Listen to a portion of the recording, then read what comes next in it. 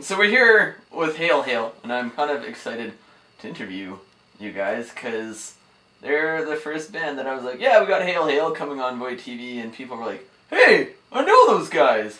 But with the shows you guys are playing around town, are you guys finding that there's kids coming out or kids staying home and not buying t-shirts? Depends on the night, really. Yeah. Well, July has been weird because we haven't really played the Canada Day show in Cold Lake. We sold a lot of t-shirts. Yeah.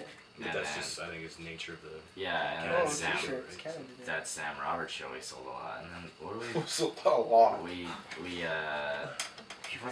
did we only play Billiard Club in town so far? Yeah, After Billiards. Filthies. Canada Day. Filthies. Yeah, Oh, yeah. Filthies. See, Well, see, we that's the didn't thing, sell too. it. Like, we played Filthies before, and do we play, like, on a Wednesday or something like that? So Yeah. when you're stuck on a Wednesday, it's like... People come out, your friends come out and stuff like that, and you get the occasional straggler on White Ave that comes into the bar, but if you like get attached onto a bill, like we played the Sauce Fest Rafter party, or Okay, party or yeah. whatever. Rafter party? The Rafter party, Yeah, yeah. it was Sauce Fest. SOS Fest. Sauce Fest. What a Sauce Fest. Sweet chili sauce fest. So we played that, and then Oh, just yeah. being on that bill, like we got a lot of people that just... So then you mentioned Sam Roberts, that you played with Sam Roberts. How did that come up? How did that go? That was, well, what happened was I had heard that Sam Roberts was coming to my hometown, which is Yeah. Lac La Biche, and they were opening up a Scary brand new Kid. center. Yeah. And Evan.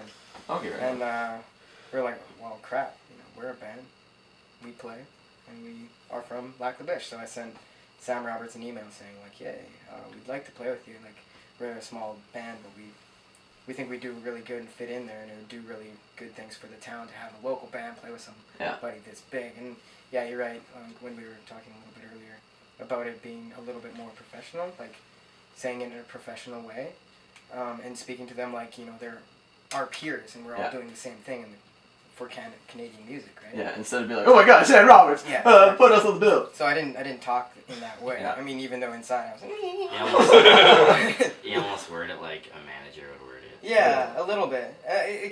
Still came off a little bit like, it would help us grow and stuff like that as a band and everything like that.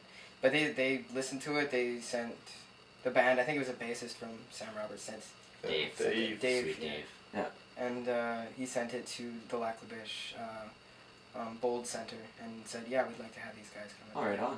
And so we were like, sweet. But now, I just kind of want to touch on the fact that you guys are a really rocking band, and by like when you guys are performing, you're like, fuck yeah. But now you guys present yourself in a very professional manner, like what I was saying, like before I even got to hear your music, because you guys were one of the bands that were like, hey, we'd love to be on. And I was like, right on, I'm gonna look it out. It was the fact that you have like all that social networking stuff that can become overwhelming, like under one nice package, which every single band should do.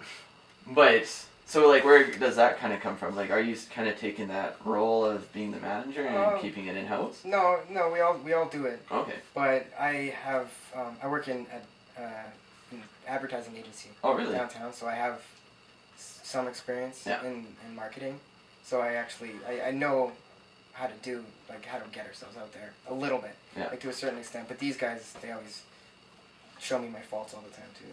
Even then, like you said, like having a nice, clean package, like I love looking for new bands, and I'm constantly on the internet just searching for new music and stuff like that. When you do find a band that does have like, oh, here's a page, and here's our SoundCloud, or here's our Facebook, and here's everything. A PDF that you can download and go through all their stuff. Everything on it, or you just... What's kind of the plan for the future? You guys are planning to record like a third EP, or you guys wanting to finally do a full length?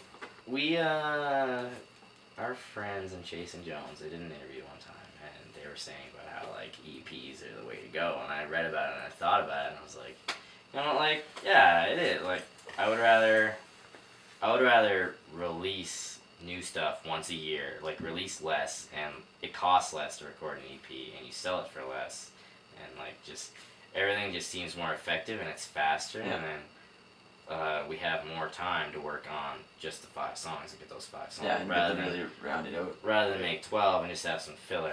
And then you guys were also kind of mentioning going on tour. This feels like the next logical step for a band. Yeah. Right? I We've mean, seen bands that we played out of town. We played a lot of places in Edmonton, and now we just want to hit the road. Break out. Take Hit off the and road. Well, it seems like he had like the support in Edmonton, and then it's time to kick it into the Yeah. city. But now you kind of said like getting like a booking manager. Is like, are you guys like to the point where it starts making sense to? Well, a start lot of the bringing shows those that on we're the getting personal? right now, a lot of the shows that we're getting right now are sort of referral based. Yeah. The last like 5 shows haven't even come from. We haven't been looking. Yeah, looking. So at like past- we have the opportunity to like start looking for something other than shows Well, yeah. because people are asking us to play shows. So if we start looking for a booking agent to help us book a tour, because we've seen bands, local bands, our friends go on tour and not too much has come of it just because they don't have the experience in booking to really get them out there.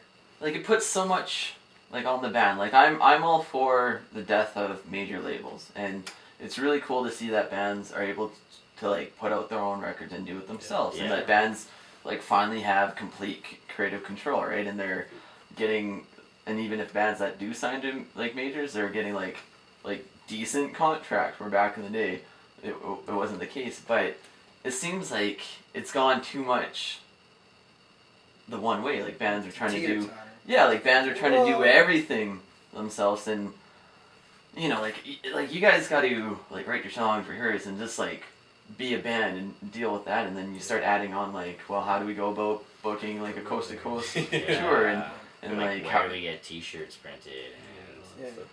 like And if we're playing a show out of town, we need this. So what's the rental company in town? Well, how do we find that out? Like, And what do we who need contact? for it? And it's just Yeah. like- And who's in charge of making sure that stuff gets Yeah. Because I mean we've had like short little scuffles before about like who's who ends up doing what, because it's hard. Yeah, Like, Did you get the trailer? Nobody Nope. wants to. Did you? Nope. No, I thought you were getting it. We all want to Oh. play. well, Yeah, that's the thing. We all want to play, but you have to like too. I think there's an element of like fake it till you make it too, right? I mean, if it's somebody who like, if you're on tour or whatever, like we talked to the guys in the Red Threat, and they said they got their booking agent or somebody that booked a tour for them because they just stayed with this lady down in Ontario or whatever, right? And she was like, "Yo, I want to book a tour for you guys." So they're like, "Sweet, like let's do it, right?" But it's just the fact that they were There. in Ontario, right? That they meet these people. So I mean, Oh, yeah. if we make our own T-shirts and do all that stuff, and people see that we're actually Making a huge effort. to do it, right? And then they say, well, hey, like we'll do your T-shirts now for you. well, yeah, right, and you got to do a bit of that legwork before anyone's going to invest their It also time gives you into it. knowledge and Gotta keeps pay you your from getting dues. screwed over. It's like weird. Do you think Edmonton has the potential to become like a Vancouver or Toronto? Because it seems like we have, like I would almost be willing to say like pound for pound, like better bands Yeah. than those cities, but we don't have the people. Like it as a band or like a creative type in Edmonton, it seems like you get to the point where it's like, okay, gotta pack up my bags for Toronto now. People just don't really go to shows. It's just not something they No, do. no. Really. I think one thing that's working against Edmonton too is just how far north it is too. Yeah. Like it's not in that nice straight line, right across Canada. Vancouver to And, Toronto. like as far as the West Coast, like the East Coast music venues, there's like tons of them. And Yeah. just And in there's the so States, many people too. there's so many people, and then when you get to the West Coast, it's more spread out. Like BC, there's that huge gap, Oh right? yeah, And then the fact Edmonton's just kind of stuck way up there. Like I've talked to bands that tour, and they weren't coming to Edmonton on their tour, and I was like, why aren't you coming to Edmonton? And they're like, it's just not worth it. Like Oh, it's yeah. not worth it to go up and then down to Calgary and stuff. So, yeah. I mean, I feel fortunate when a band does come through. You're like, oh, sweet. But Well, it seems like we've been getting like a couple Yeah, big exactly. acts coming through High now. profile. so hopefully, eventually, like we've been getting more shows, and it's becoming more regular stuff. Oh, yeah. Just to touch on that point too, it seems like there's no, like we were talking a little bit about it earlier, there's no real community spirit when it comes to like that Yeah. sort of thing. Like, yeah, sure, there's a whole bunch of different silos of types of bands and types of acts in the city. Like, we know people from like Black Mastiff and stuff like Yeah. that, and they play with a select group of people a lot of the They're time. just the best band. Yeah, they're awesome. They are. But then there's Black other Mass is types of bands that play with specific types of people, and then there's no, like, I don't know any of these people, like, Yeah. personally. Like, we know a few, right? But it would be nice to just have everybody sort of just come for, like, be a community and, like, accept each other.